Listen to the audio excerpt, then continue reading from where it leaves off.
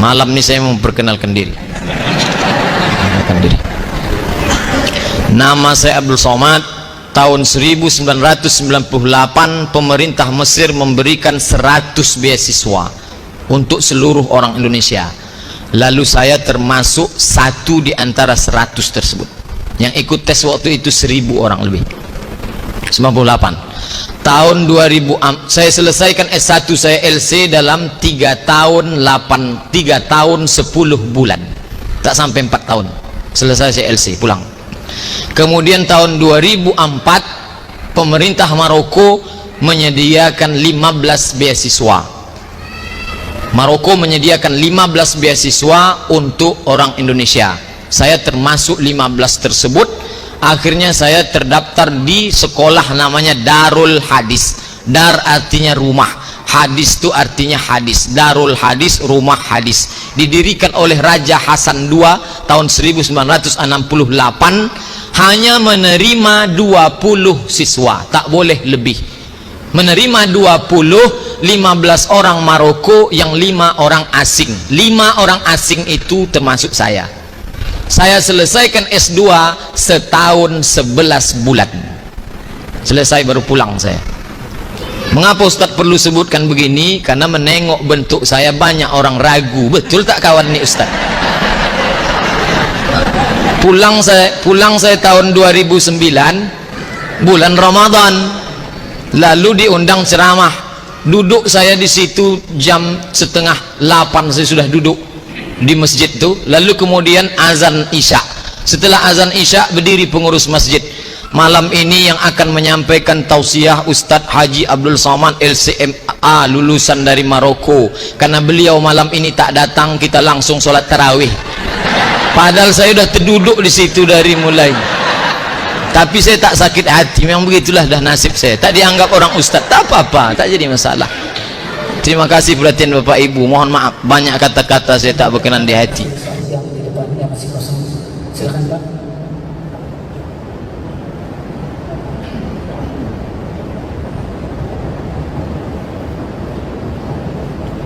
Mohon Bapak-bapak yang masih berada di luar, ibu-ibu kami mohon kiranya kita langsung masuk ke masjid ini.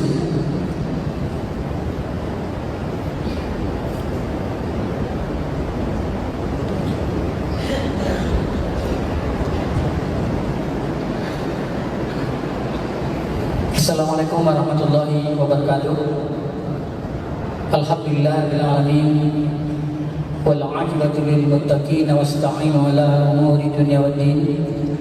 Asyhadu an la ilaha illallah wa asyhadu anna Muhammadan abduhu wa rasuluhu, amma ba'd.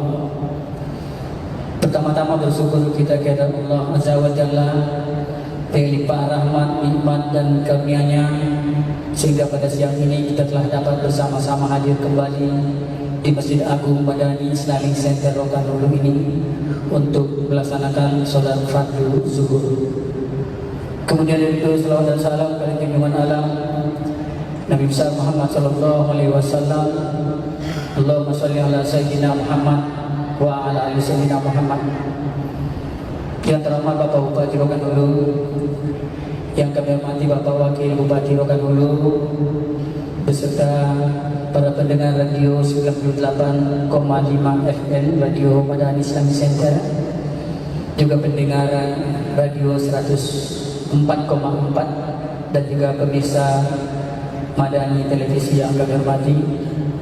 Ada suatu hal yang membanggakan kita pada siang ini, bahwa pada siang ini selain hadir bersama kita para guru-guru kita, penceramah kita, guru tetap kita dari Pekanbaru, juga alhamdulillah hadir pada kesempatan ini Bapak Kasubdit Kelembagaan Pendidikan Tinggi dari Kementerian Agama Republik Indonesia. Selamat datang Bapak Dr. Haji Mustaki HSMA. Inilah Masjid Agung Madani Islamic Center Rokanhulu yang merupakan masjid kebanggaan kita di ranah ini. Semoga Bapak betah rasanya bersama kami di tempat ini. Hadirin kaum muslimin dan muslimat yang berbahagia, sebagaimana biasa sebelum kita melaksanakan sholat fardu zuhur, kita akan mendengarkan kuntum zuhur yang pada zuhur kali ini akan disampaikan oleh Ustaz Haji Abdul Somad LCMA. Pada Ustaz kami silakan dengan segala hormat.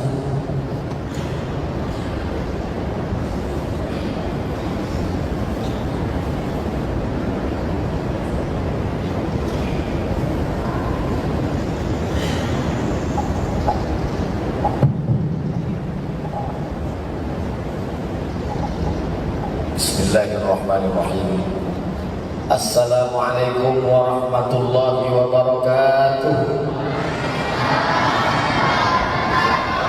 Alhamdulillahirabbil alamin wa bihi nasta'inu ala umuri dunya waddin.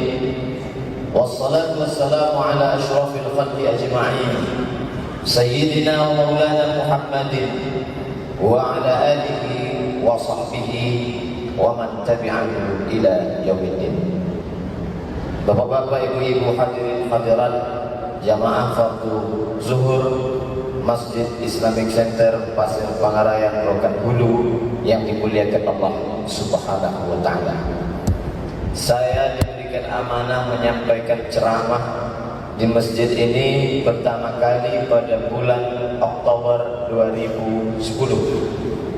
Lalu kemudian sekarang sudah masuk 2015, lebih kurang 5 tahun. Selama 5 tahun, siang inilah rasanya tausiah yang paling berat. Maka kalau bapak ibu tengok, seumur-umur ceramah di sini tak pernah pakai jubah dan tak pernah pakai sorban. Tapi siang ini kedinginan maka pakai sorban. Dari mulai ujung ke ujung, semua ulama-ulama besar Riau berkumpul siang ini. Kandidat Dr.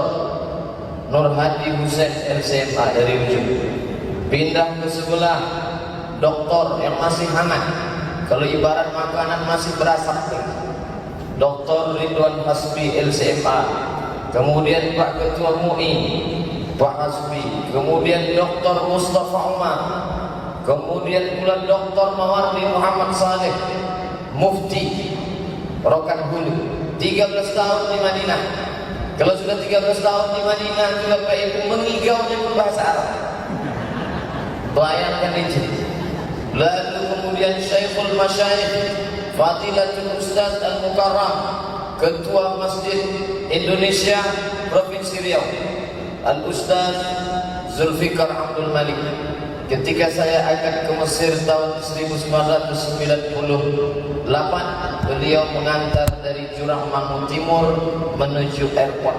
Kata beliau, nanti kalian di Mesir akan dijemput oleh 2 kelompok, Ashabul Yamin wa Ashabus Shimal. Hati-hatilah selama di Mesir nanti. Jadi nasihat beliau ini saya pegang itu.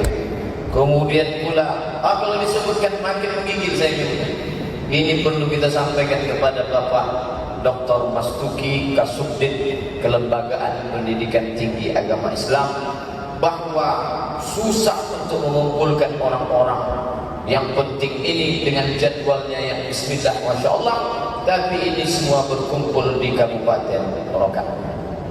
Saya mendapatkan message dari kawan yang masih mengambil S3 di Al-Azhar. Saya tanya, bulan Ramadan ini apa masih ada kajian Sahih Bukhari yang biasa dibacakan oleh Syekh Mahmud Sa'id Mamduh, pakar hadis, menulis kitab At-Ta'rif bi Awhami Man Qassama Sunan Baina Sahih wa Dha'if.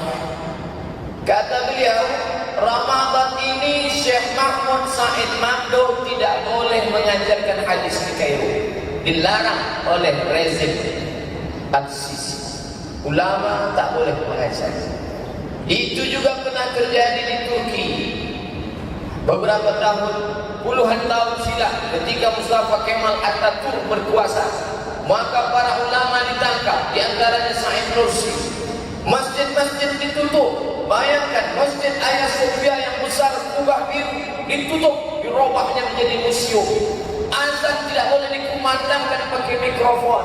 Jangankan untuk membuat pendidikan Islam, untuk belajar mengaji saja halaqah ilmu dibubarkan. Tapi bagaimana akhir kehidupan dari Mustafa Kemal Atatürk? Ternyata jenazahnya tidak diterima bumi.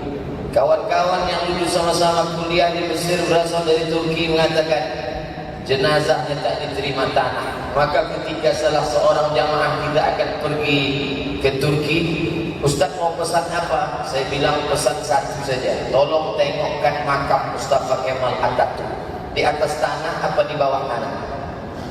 Setelah pulang dia bawakan fotonya, nih Pak Ustaz, di atas tanah, karena tak diterima tanah. Oleh sebab itu, maka ketika ada orang yang dengan kekuasaannya menolong agama Allah Subhanahu wa taala, maka kita pun akan ikut menolong dengan apa yang ada pada diri kita. Kita punya dengan ilmu, bantulah dengan ilmu. Kita punya dengan kekuasaan, tolonglah dengan kekuasaan. Apa maknanya? Allah Subhanahu wa taala apa tak sanggup Allah menolong agamanya ini? Dia Maha sanggup. Wa huwa 'ala kulli syai'in qadir. Innama amruhu idza arada syai'an ay yaqula lahu kun fayakun. Mudah bagi Allah Taala. Tapi kenapa dia minta kita menolong? In tansurullaha yansurkum. Kau tolong agama ini, maka Allah akan menolong kamu. Bukan karena Allah tak mampu, tapi karena Allah menguji siapa yang menggunakan kekuasaannya untuk menolong agama Allah Subhanahu wa taala. Ketika saya pulang dari Maroko tahun 2008, sholat di salah satu masjid. Lalu setelah itu datanglah 3 orang. Yang satu pensiunan Chevron, yang satu pensiunan tentara, yang satu pensiunan polisi, dengan semangat juang 45. Pak Ustaz, mari kita goncangkan Provinsi Riau. Dia mengatakan itu dengan tangan bergoncang karena sudah terlalu tua. Apa yang mau digoncang lagi? Orang Malaysia menyebut laskar tak berguna. Mohon maaf kalau ada bapak yang sudah pensiun. Kalau mau menolong agama Allah ini, pakailah ketika kekuasaan itu masih di dalam genggaman tangan. Selesai saya menyampaikan tausiah subuh, masuk ke dalam kendaraan, datang seorang jamaah ketuk pintu. Pak Ustaz, boleh masuk 5 menit aja, ada yang mau saya ceritakan. Oke, no problem, tak masalah. Apa masalahnya? Saya kemarin menengok orang sakaratul maut, Pak Ustaz. Terus ada apa dengan sakaratul maut? Dia berada di tengah keramaian tapi dalam kesunyian. Ini kalimat lain, aneh. Mana mungkin ada orang ramai di tengah kesunyian? Kenapa dia bisa sunyi di tengah keramaian? Semua datang menjenguk karena dia orang besar, dihormati, diagungkan, dimuliakan. Tapi ternyata sunyi, sepi, karena tak ada keluarga yang datang. Begitu kami foto dia, kami kirimkan fotonya. Apa jawaban keluarganya? Mohon maaf, sedang ada rapat penting. Inilah kematian yang amat sangat menyakitkan. Kenapa? Kita ingin berada di tengah keluarga, ada di antara mereka yang membisikkan ke telinga kita, laqinu mautakum, talqinkan orang yang akan sakaratul maut di antara kamu, la ilaha illallah. Anak-anak dididik di sekolah tahfiz Al-Quran, mereka akan pulang menghadap orang tuanya. Saat orang tuanya berada di ujung ajal penantian, saat itu mereka akan membisikkan ke telinga bapak ibunya, la ilaha illallah. Kata Imam An-Nawawi dalam kitab Majmu' Syarah Muhazzab, yang membisikkan itu satu orang saja ke telinga sebelah kanan. Asal lidahnya sudah nampak mengucapkan la ilaha illallah, stop. Asal sudah dia katakan la ilaha illallah, berhenti, jangan ulang lagi. Tapi kalau setelah itu dia meracau, dia tanya, itu sawit sudah dipanen atau belum? Maka alihkan lagi la ilaha illallah. Kalau lidahnya sudah keluh memendek, nampak dia mengatakan jangan anggap itu Allah. Ada juga dulu ya orang kalau itu Allah, sekarang dah akik gitu. Sebab itu pastikan dia menyebut Allah. Allah, man kana akhiru kalamihi la ilaha illallah, dakhala al-jannah. Okey, andai tidak ada orang yang membisikkan kita, andai tidak ada yang tahu agama membimbing kita di akhir hayat, lalu kemudian saya tanya, tak ada yang membimbing dia? Tak ada Pak Ustaz, dia mati dalam kesunyian. Berapa lama dia berpuasa? 2 periode. 2 periode itu berapa tahun? 10 tahun. Selama 10 tahun itu apa yang dia buat? Ada dia dirikan sekolah agama? Ada dia buat perda syariah? Ada dia bantu untuk zakat, ada dia buat potong zakat, potong atas, ada dia tolong agama Allah. Setelah kami hitung-hitung selama 10 tahun 2 periode itu tak ada dia buat apa-apa, Ustaz. Lalu apa dia buat? Kalaupun ada peninggalannya cuma satu. Apa itu? Pintu gerbang. Dibangunnya gerbang kota besar-besar. Apa fungsi gerbang itu sekarang? Setiap malam minggu banyak anak muda bercewek-cewek di situ, Ustaz. Mengalirlah dosa jariah. Oleh sebab itu, dalam hadis dikatakan man sanna fil islami sunnatan hasanatan, siapa yang membuat tradisi yang baik falahu ajruha, dia dapat pahalanya, wa ajru man amila biha, dan dia akan dapat pahala orang setelahnya sampai dia mati, min ghairi an yanqusa min ujurihim syai'un, tanpa mengurangi pahala mereka walau sedikit pun.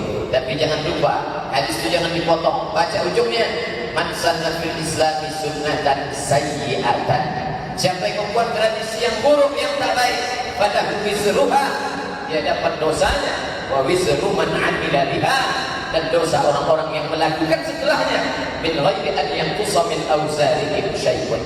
Maka buatlah tradisi yang baik, tradisi mengumpulkan ulama, tradisi mendirikan madrasah, tradisi menegakkan sekolah tinggi agama Islam. Kita akan mati menghadap Allah, tapi ada amal yang tak putus dengan kematian. Saya diberikan amanah untuk kultum. Sebenarnya banyak ingin saya sampaikan, tapi para doktor ini sudah mulai menengok saya tajam matanya. Takut saya. Terima kasih atas segala perhatian. Mohon maaf atas segala kesilapan. Subhanakallahumma wa bihamdika asyhadu an la ilaha illa anta astaghfiruka wa atubu ilaik. Wassalamualaikum warahmatullahi wabarakatuh. Terima kasih Ustaz Haji Abdul Somad. Pada beliau menyebutkan permohonan maaf kepada bapak-bapak yang pensiun, beliau menoleh ke sebelah kiri, sementara alhamdulillah saya berada di sebelah kanan, jadi tidaklah tersinggung saya dengannya. Kemudian Pak Haji Mustaqi SMA dan Bapak Datim, bahwa sesungguhnya yang di belakang Bapak kisah kedua yang menyalani Bapak tadi, ini adalah anak kita dari SMP Tahdis Madan Islami Center dulu. Mereka ini adalah penghafal Al-Quran kita. Demikian, terima kasih. Wabillahi taufiq wal hidayah. Wassalamualaikum warahmatullahi wabarakatuh.